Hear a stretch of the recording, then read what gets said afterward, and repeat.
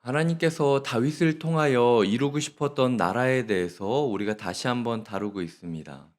하나님께서 다윗을 통하여 이루고 싶었던 나라는 권모, 술수, 어떻게든 수단과 방법을 가리지 않고 승리를 하고 권력을 쥐기 위하여 계략을 짜는 사람들이 득세하는 나라가 아니라 인간의 인간됨을 존중히 여기고 아무리 적이라 할지라도 그가 떠났다라는 사실로 인하여 슬퍼할 수 있는 인간성, 인격성을 지키는 공동체가 다윗이 추구했던 하나님의 나라였다라는 거죠.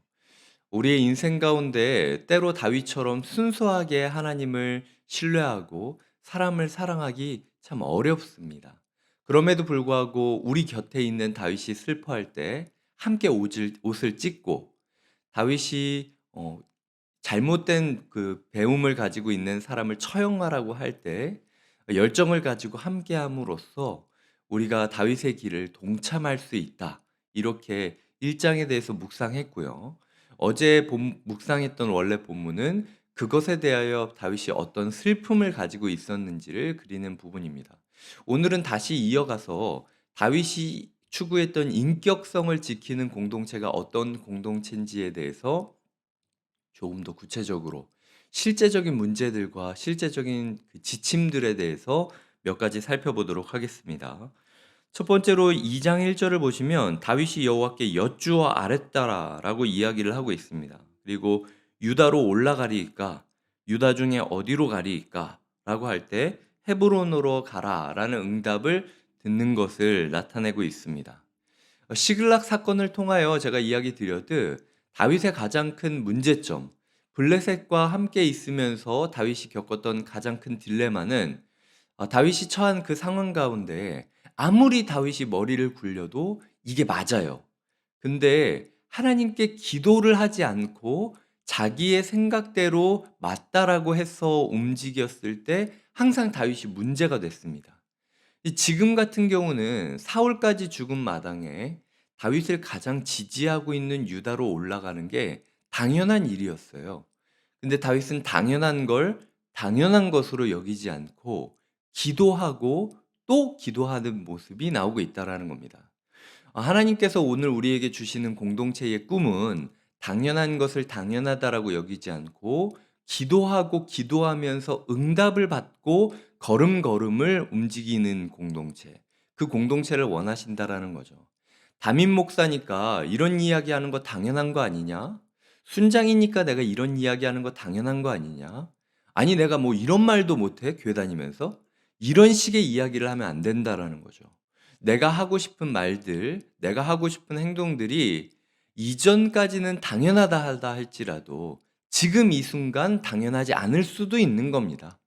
그러니까 많은 사람들이 아유 뭐 사울까지 죽었는데 당연히 헤브론으로 가야죠. 이렇게 얘기한다 할지라도 모든 스텝을 기도 가운데 하나님의 응답을 받고 움직이지 않으면 안 된다라는 거죠. 어제의 원칙이 오늘의 원칙이 될 수 없다라는 겁니다. 그 탄력성을 가지지 않는다면 기도로 말미암아 느껴지고 확신을 갖지 않는 영적 탄력성을 잃어버린다면 그 유연성을 잃어버린다면 공동체를 이룰 수 없다라는 것을 이야기하고 있고요. 두 번째로 보면 2절과 3절입니다. 두 아내 이스라엘 여인 아이노함과 갈멜 사람 나발의 아내였던 아비가일을 데리고 자기와 함께한 추종자들과 그들의 가족들을 다윗이 다 데리고 올라가서라고 이야기를 하고 있답니다. 다윗이 추구했던 인격적인 공동체는 시간이 변했다고 해서 입장이 변하지 않는 공동체가 다윗의 공동체였다라는 거죠. 그러니까 예전이 자기가 밉보이고 힘들 때는 이 사람 저 사람 다 품지 않았습니까? 근데 사실은 다윗의 본처가 지금 따로 있잖아요. 근데 본처를 잃어버리고 지금 이리저리 유랑길을 겪으면서 필요에 의해서 어쩔 수 없는 상황 가운데 후처들을 얻고 또 여러 사람들을 얻은 겁니다. 근데 권력을 쥔 사람들은요, 막상 권력을 쥐고 나면 자기와 함께 했던 사람들 중에 문제가 될 것 같은 트러블 메이커들은 배제시키고 지워버립니다. 그게 덜 귀찮으니까요. 그러니까 일단은 내가 권력을 잡아야 되기 때문에 예전에 내가 힘들었을 때 입장은 다른 것이다. 그건 그때 입장이고 라고 이야기를 한다라는 거죠. 근데 다윗은 자기와 함께한 사람들을 다 데리고 갔다라는 겁니다. 주님께서 우리에게 추구하게 하시는 공동체의 꿈은 한 사람도 포기하지 않는 공동체인 거예요. 그러니까 어떻게 목사님 이 사람도 붙잡고 다른 이야기를 하는 이 사람도 붙잡을 수 있겠습니까? 그리고 이 사람 데리고 가면은 분명히 문제가 됩니다. 이렇게 막 어려운 이야기하고 힘든 이야기하고 뭐 문제거리가 될 만한 사람은 지우는 게 낫습니다. 지금 얼마나 어렵게 얻은 권력인데 이거를 이 사람 하나 때문에 위험성을 감수할 수는 없지 않겠습니까? 라고 이야기한다면 다윗이 추구했던 공동체와는 좀 다른 결을 가지고 있다라는 거죠. 다윗은 상황과는 상관없이 나에게 함께한 사람은 한 사람이라도 포기하지 않고 일단 다 포용해야 된다라고 이야기했던 사람이 다윗이었습니다. 이 다윗의 인격성을 우리가 기억을 해야 된다라는 거죠. 그 세 번째 부분입니다. 어떤 사람이 고자질하죠? 4절입니다. 그 다윗에게 말하여 이르되 다윗을 사울을 장사한 사람이 길랏 야베스 사람들이다. 이거 진짜 고자질이죠. 그러니까 저 사람들은 사울을 아쉬워하고 장사했다. 그러니까 저 사람을 욕하자, 뒷담하자, 험담하자, 아니면 배제하자 이런 이야기를 지금 하고 있는 겁니다. 근데 다윗이 뭐라고 그러냐면요. 어 전령을 보냅니다. 5 절을 보시면 사울에게 이처럼 은혜를 베풀어 그를 장사하였으니 여호와께 복을 받으라. 그리고 너희가 이 일을 했으니 여호와께서 은혜와 진리로 너희에게 베푸시기를 원하고 나도 선한 일을 너희에게 갚으리니 너희 손을 강하게 하고 담대히 할지어다라고 이야기를 하고 있습니다. 사람들 가운데 그 공동체를 이루면요, 너무 쉽게 다른 사람을 뒷담화하게 됩니다. 그리고 꼭 공동체 가운데요, 이전 공동체를 그리워하거나 자기가 있었던 어느 곳을 그리워하거나 자기가 좋아하는 누군가를 그리워하는 사람이 분명히 있습니다. 근데 그 사람을 가리켜 다윗이 야, 이제 우리가 새로운 나라를 시작했는데 이전 왕에 대해서 네가 생각한다고? 우리가 새로운 나라를 이야기하고 있는데 이전 나라에 대해서 언급한다고? 그거는 말도 안 되는 일이다. 그래서 아예 혐오감과 거부감을 격렬하게 드러내는 그런 모습이 다윗에게 있었냐? 다윗이 아니었다라는 거죠. 다윗은 오히려 그 사람들의 그 마음을 존중합니다. 그럴 수 있다. 그리고 하나님께서 그렇게 너희의 주인, 너희의 리더십, 너희의 과거, 그때 그날을 그리워하고 안타까워하고 무덤을 만들어 가고 있는 너희의 모습을 주님께서 오히려 은혜 베풀어 주시기를 내가 원한다. 라는 것이 다윗의 입장이었다라는 겁니다. 새로 교회를 시작하면서 이전 교회에 대한 이야기들이 왜 없겠습니까? 그리고 이전 교회처럼 해줄 수 없다라는 자괴감이 저에게 왜 없겠습니까? 하지만 그럼에도 불구하고 주님께서 말씀을 통하여 저에게 교훈해 주시는 것은 과거를 부정할 필요가 없어요. 그리고 오히려 그 과거를 존중하고 거기서부터 시작하는 것이 하나님께서 주시는 마음이라는 거죠. 주님께서 주신 우리의 사울이라는 과거, 이전 이스라엘의 첫 시작이라는 과거는요, 저주가 아니라 축복입니다. 지워버려야 될 역사가 아니라 오히려 계승해야 될 역사인 거예요. 하나님께서 우리의 과거를 부끄러워하지 않기를 원하고 계십니다. 또한 우리 가운데 이전 교회에 대해서 내가 예전에 존경했던 어떤 목사님과 어떤 순장님에 대해서 이야기하면서 심지어 저랑 약간 소원하고 무덤을 파듯 자꾸 옛날 이야기를 꺼내는 모습을 보인다 할지라도 오히려 거기에 대해서 우리가 험담하고 비난할 게 아니라 존중해 주는 모습이 필요하다라는 거죠. 그분까지도 포용해 주고 함께 걸어가겠다라고 결단하는 공동체가 주님께서 다윗을 통하여 꾸게 하시는 하나님 나라 공동체라는 겁니다. 그리고 마지막으로 보시면요. 8 절에서 11 절까지 사울의 군사령관 넬의 아들 아브넬이 사울의 아들 이스보셋을 데리고 마하나임으로 건너가서 왕을 세웁니다. 그러니까 굉장히 이게 그림자 같은 면인데요. 그렇게 다윗이 어떻게 이렇게 인격적인 왕이 있을 수 있습니까?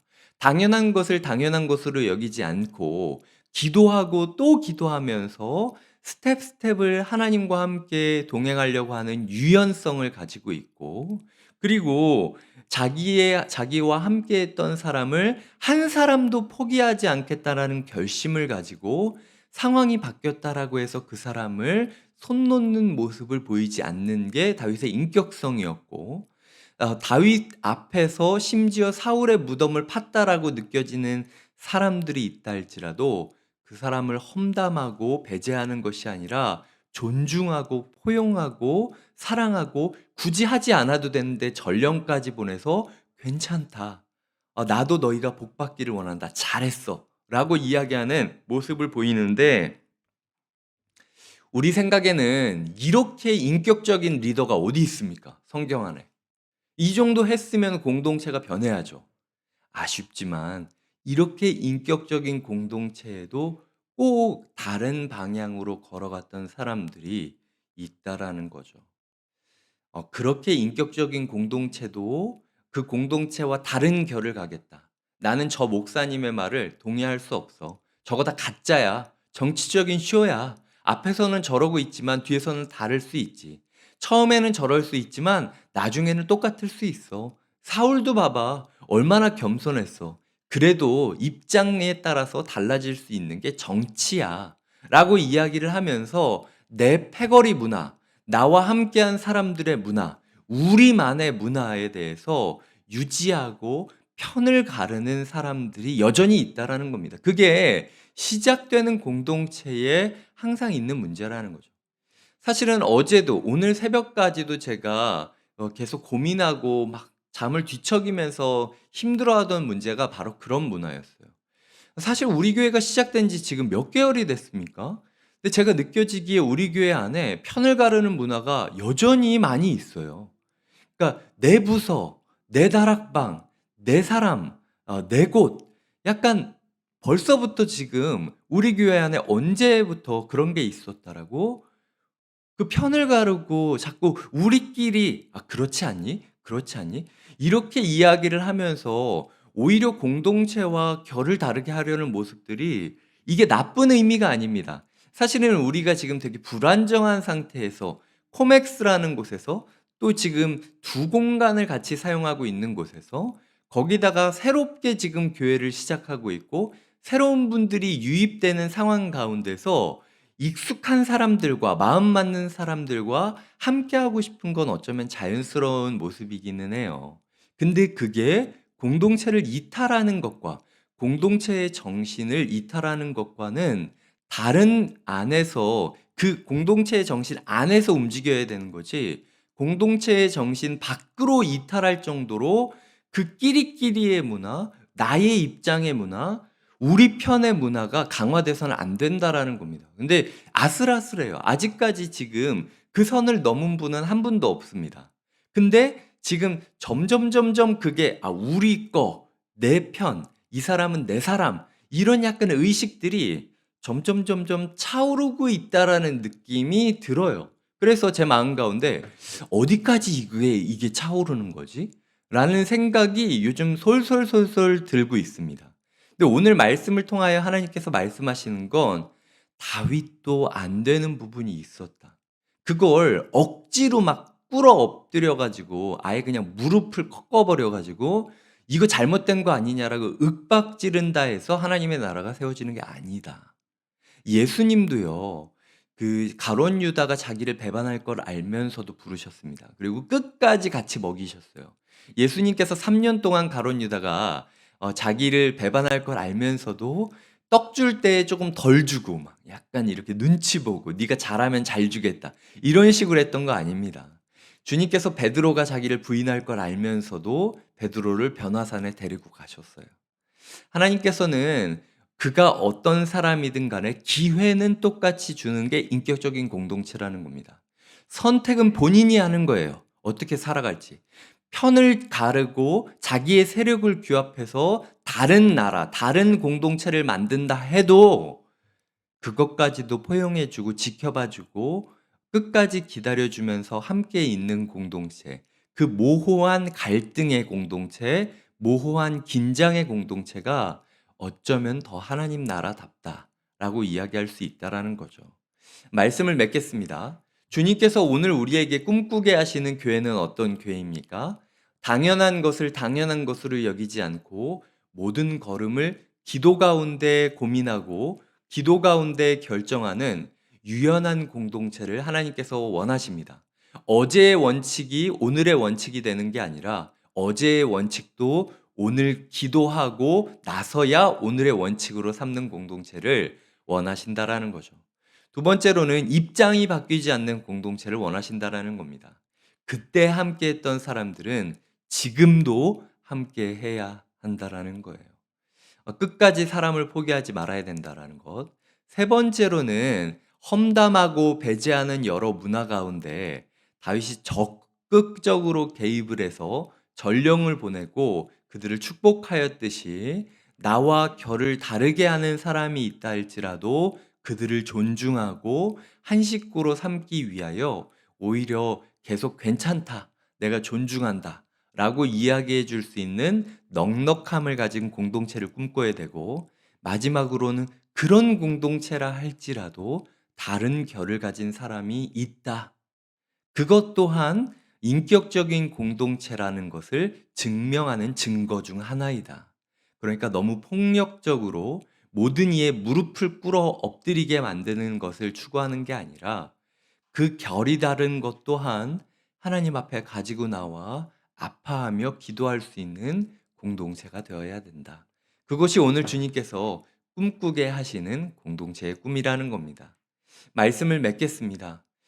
이 말씀들을 직면하며 제 마음 가운데 참 부족함이 많다라는 것을 깨닫게 돼요.